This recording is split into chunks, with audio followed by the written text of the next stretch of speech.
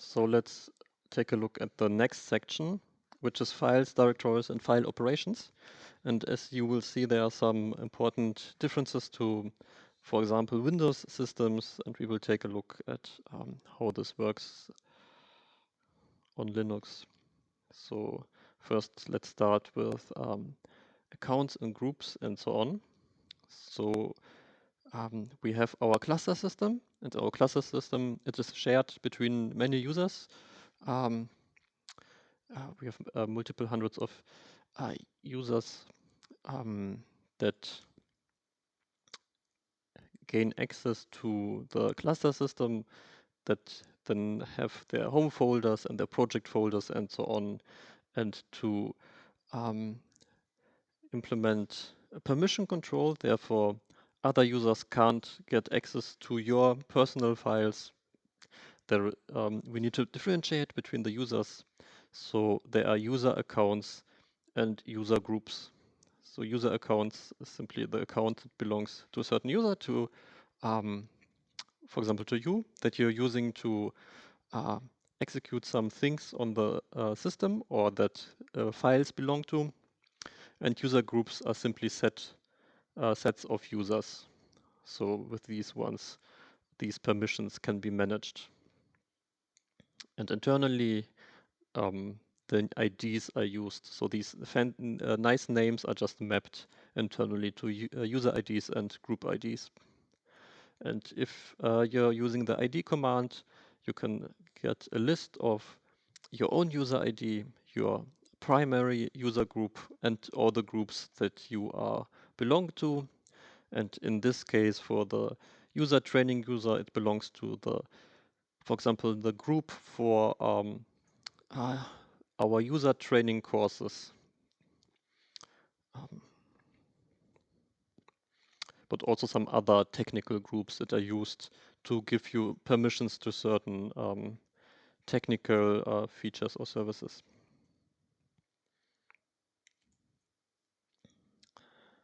Let's take a look at file systems. On Windows, if you have different storage devices, then all of them get individual drive letters, for example, C and D and so on. So all the paths to files on these drives start with the drive letter, and then they use backslashes.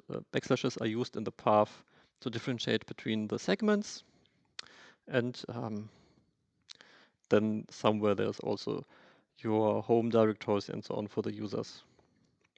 And so you, for example, have your main drive with the with your home folders and the system files, and maybe you have another drive with a CD or USB drive and so on.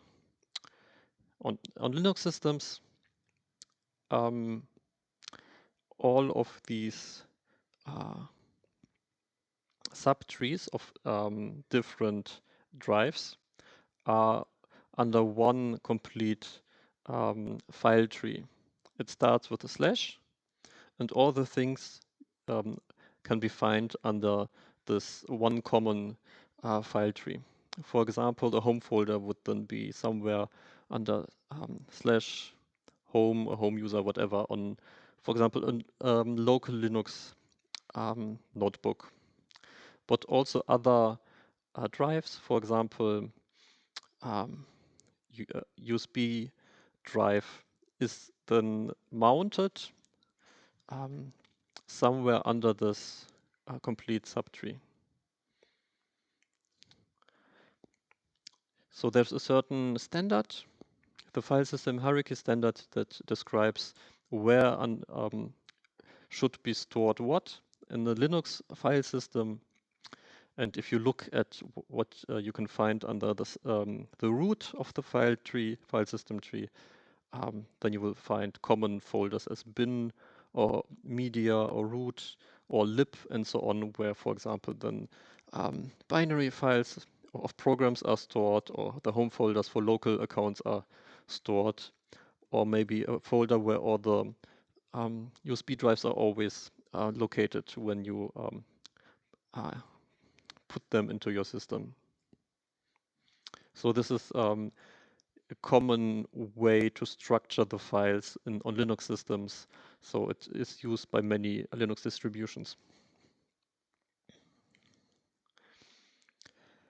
And as you can see here, then different storages are mounted into this file system tree. For example, on our cluster systems, you will find home folders under /pc2 /users / the first character of your username / the username. And this storage you will find on every node on our cluster system, because it is connected to all of the computers in the cluster system via the network. Therefore, you connect to a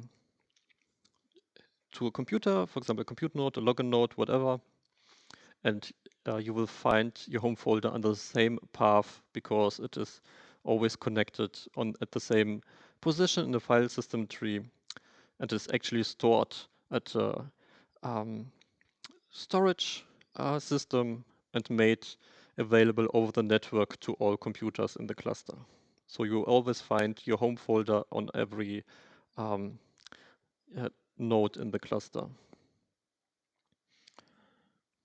But there are also other folders that, depending on the compute node, are available or not. And for example, this Scratch folder where you find the parallel file system files on the compute clusters. And then there will be, for example, a folder with your project name where you can then store your project files.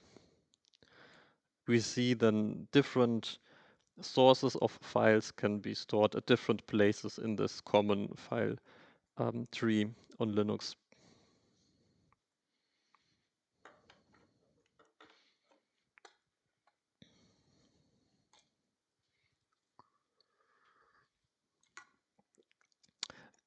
Names of files and directories are case sensitive. Therefore, if you have a name and the difference is in the case of the letters, then these are different files or folders. And usually they can be arbitrarily long, and as on the command line, file extensions don't play a role.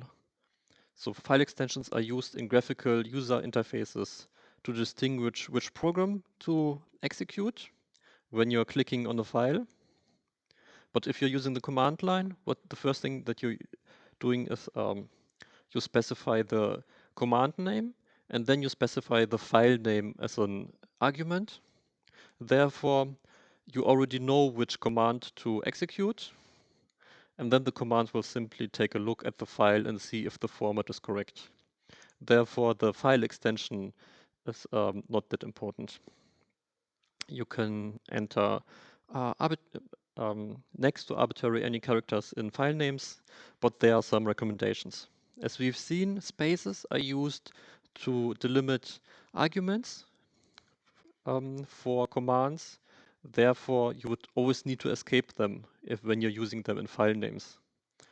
And this can also lead to some mistakes.